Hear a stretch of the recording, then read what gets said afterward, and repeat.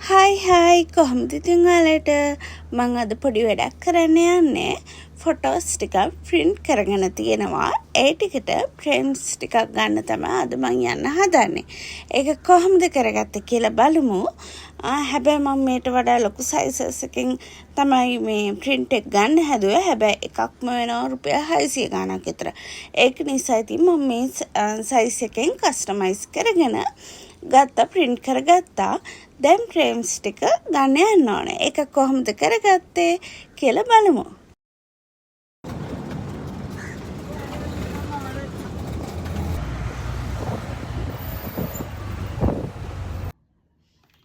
හරි මම frames ටික ගත්තා.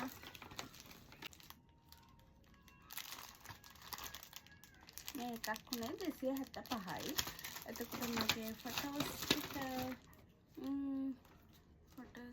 ටිකට මට එකකට ගියේ print කරගන්න රුපියල් 60යි.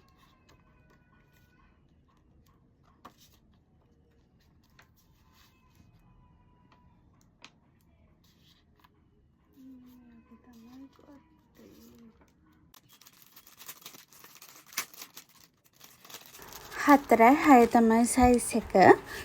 frame එකක් උනේ 275යි 2750 ගියා frames මගේ 10ටම photos වලට 600ක් ගියේ photos 10ක් ගත්තේ මුළු ගාන මට මේ ඔක්කොමඩම ගියේ 3350 low budget එකකට කරගන්නවා නම් ඉතින් මේ වගේ කරගත්තොත් customize කරගන්න පුළුවන් ඉතින් ඔයාලත් බලන්නකෝ